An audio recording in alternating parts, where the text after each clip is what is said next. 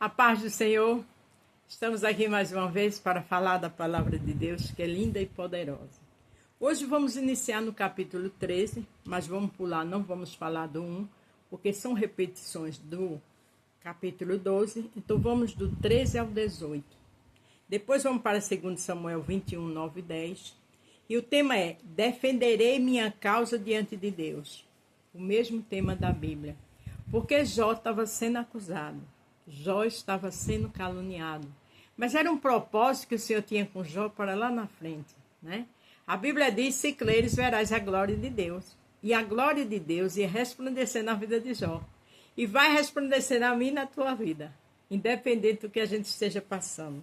A gente só olha para o alto, que é o consumador da nossa fé. Amém? Se você vai ver pela manhã, bom dia. Se for à tarde, boa tarde. Se for à noite, boa noite. Jó 13, 3. Fiquem calados, que eu vou falar, aconteça o que acontecer. Olha que perseverança gloriosa. Jó disse: olha, vocês ficam calados, porque acontecendo o que aconteceu, eu vou me defender. Eu vou continuar na presença de Deus, mesmo que Ele esteja assim comigo. E é desse jeito que a gente faz. Estou pronto para arriscar a vida, pronto para enfrentar a morte. Um homem de Deus, uma mulher de Deus, ele sabe que o inimigo levanta seus instrumentos aqui na terra para afrontar, para caluniar com raiva, com inveja, né? Mas o nosso Deus é fiel. E ele disse: eu estou pronto para enfrentar a morte. A morte quer dizer o quê? As ações de Satanás. Porque ele sabia que ele tinha integridade. E quem tem integridade não se vende.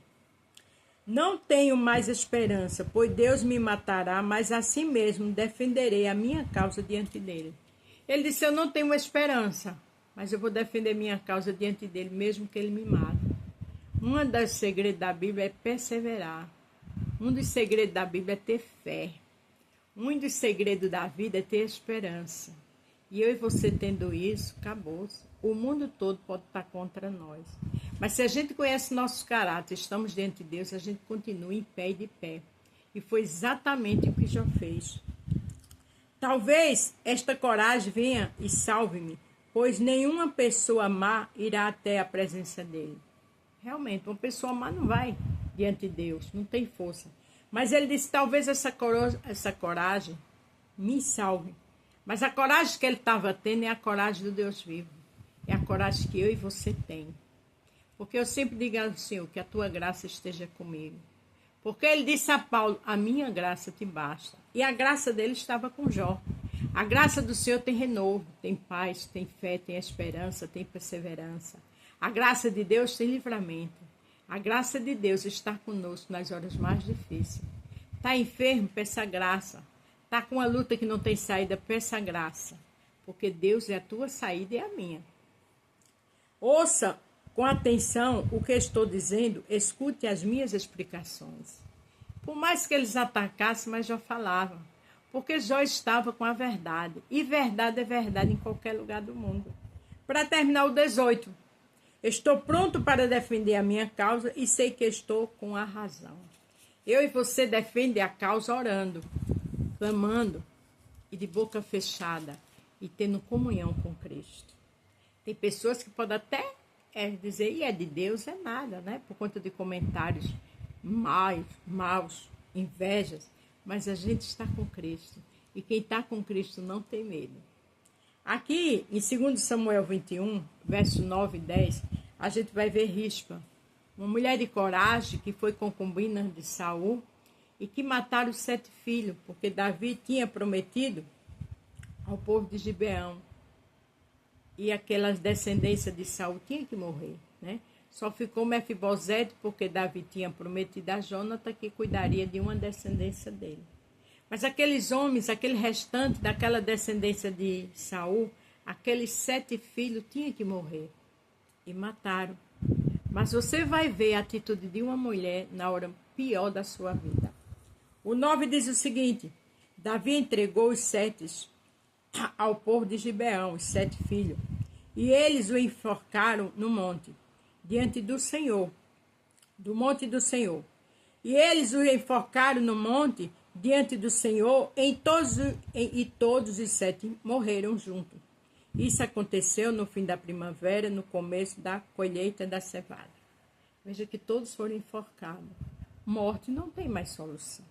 Mas veja o que a mãe, a Rispa, fez. Então Rispa, concubina de Saul, pegou um pano grosseiro e com ele fez um abrigo sobre uma rocha, ficou sobre uma rocha. E aquela rocha que ela estava ali era Cristo. Aquela dor que ela estava sentindo não tinha explicação humana. Porque se o rei mandou matar e enforcar, não poderia ser enterrado, só se ele permitisse. Então aqueles cadáveres fediam. Tudo, como se diz, de cabeça, enforcado. Gente, vocês fazem ideia da dor de Rispa? Mas ela ficou numa rocha no meio da dor. E eu e você estamos nessa rocha que é Cristo. E ficou ali desde o começo da colheita até o dia em que a chuva do outono caíram. Você tem ideia o que é isso? E os 7 corpos, e não deixou que as aves se aproximassem deles, nem de dia, nem os animais selvagens à noite. Aquela mulher ficou com um pano em cima daquela rocha, tangendo os animais, para que não terminasse de comer os seus filhos. Ela ficou ali, com perseverança. Agora você que é mãe pensador de uma mulher, tangendo com aquele pano, para que nem de manhã os animais, nem os selvagens à noite comessem o resto dos corpos dos filhos. Não podia enterrar porque só o rei que poderia enterrar. Mas uma coisa interessante, ela estava diante de uma rocha. E aquela rocha era Cristo.